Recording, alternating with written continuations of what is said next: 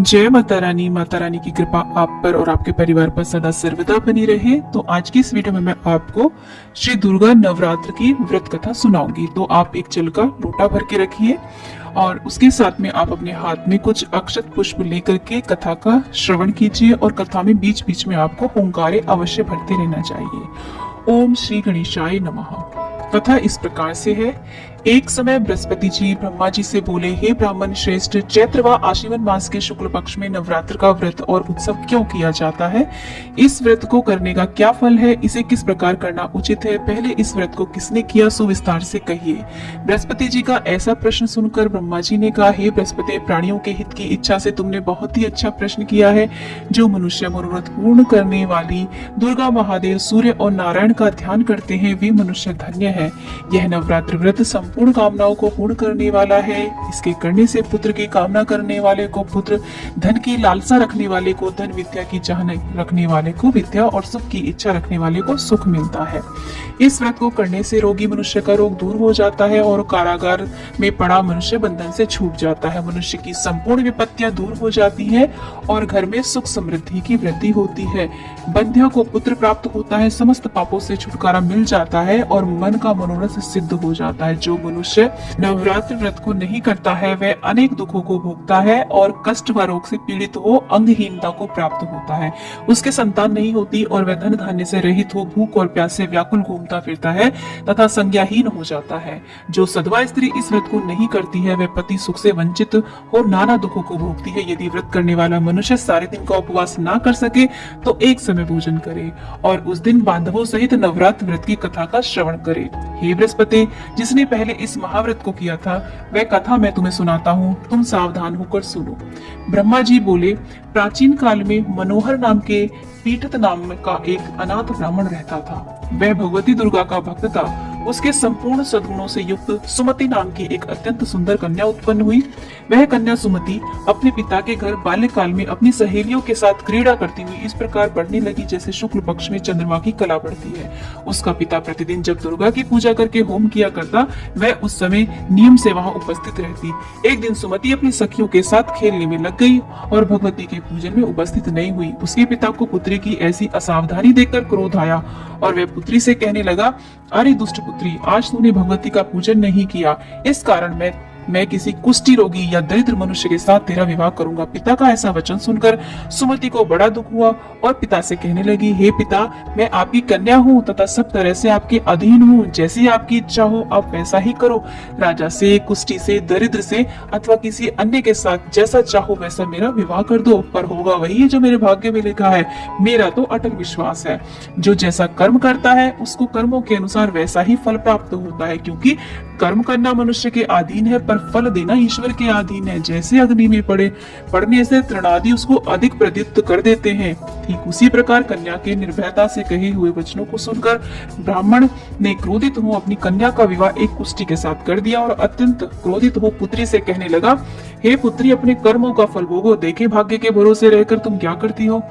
पिता के ऐसे कटु वचनों को सुनकर सुमति मन में विचार करने लगी, अहो मेरा बड़ा दुर्भाग्य है जिससे मुझे ऐसा पति मिला।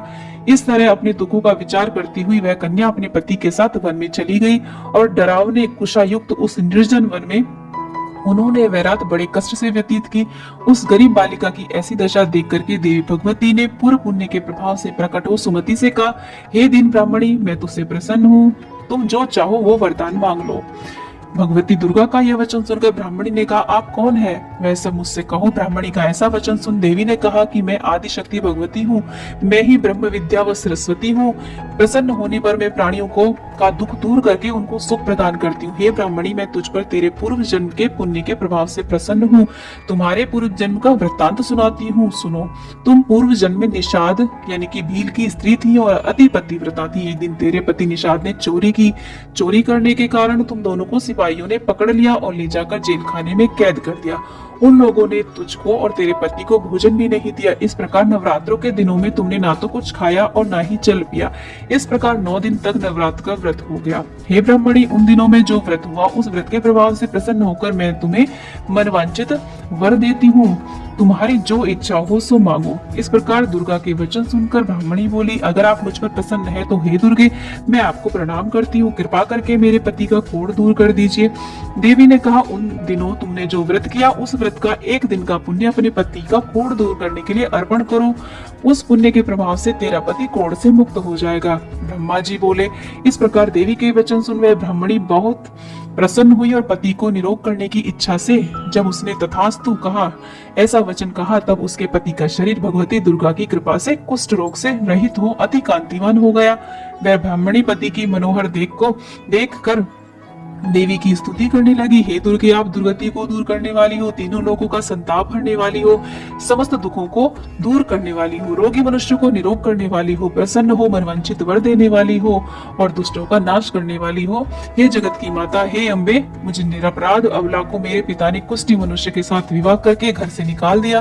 पिता से तिरस्कृत निर्जन वन में विचर रही हूँ। आपने मेरा इस विपत्ति से उद्धार किया है। हे देवी, आपको मैं प्रणाम करती हूँ, मेरी रक्षा करो। ब्रह्मा जी बोले, हे बृहस्पति, उस ब्राह्मणी की ऐसी स्तुति सुन देवी बहुत प्रसन्न हुई और ब्राह्मणी से कहा, हे ब्राह्मणी, तेरे उदालय नाम का एक अति बुद्धिमान, धनवान, कीर्तिवान और जितेंद्रिय पुत्र शीघ्र उत्पन्न होगा। ऐसा वर प्रदान कर देवी ने ब्राह्मणी से फिर कहा कि हे ब्राह्मणी, और जो कुछ तेरी इच्छा हो सो वर मांग लो। भगवती दुर्गा का ऐसा वचन सुन सुमति ने कहा कि हे भगवती दुर्गे, अगर आप मुझ पर प्रसन्न है तो कृपा कर मुझे नवरात्र व्रत की विधि और उसके फल का विस्तार से वर्णन करें। नवरात्र व्रत का महात्म्य। इस प्रकार ब्राह्मणी के वचन सुन दुर्गा ने कहा, हे ब्राह्मणी, मैं तुम्हें संपूर्ण पापों को दूर करने वाली नवरात्र व्रत की विधि बतलाती हूँ, जिसको सुनने से मोक्ष की प्राप्ति होती है।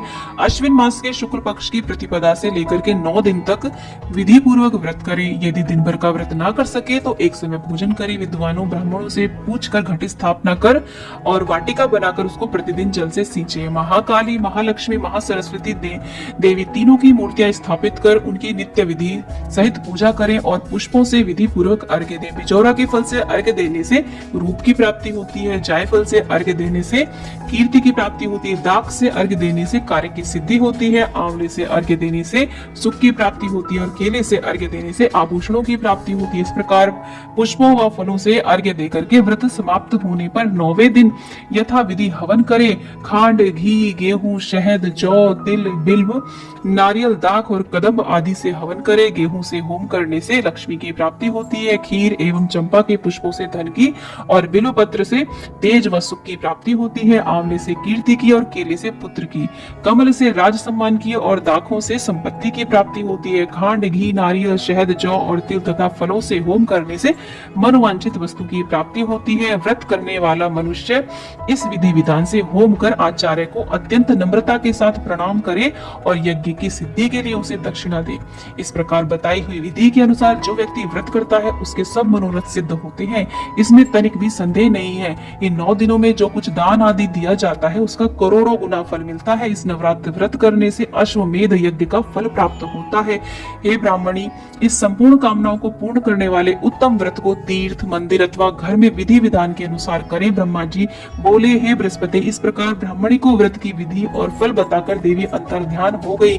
जो मनुष्य या स्त्री इस व्रत को भक्ति पूर्वक करता है वह इस लोक में सुख प्राप्त कर अंत में दुर्लभ मोक्ष को प्राप्त होता है। हे बृहस्पति, यह इस दुर्लभ व्रत का महात्म्य मैंने जो तुम्हें बतलाया है यह सुन बृहस्पति जी आनंद से प्रफुल्लित हो ब्रह्मा जी से कहने लगे, हे ब्रह्मणे, आपने मुझ पर अति कृपा की जो मुझे इस नवरात्र व्रत का महात्म्य सुनाया। ब्रह्मा जी बोले कि हे बृहस्पति, याद यह देवी भगवती शक्ति संपूर्ण लोगों का पालन करने वाली है। इस महादेवी के प्रभाव को कौन जान सकता है।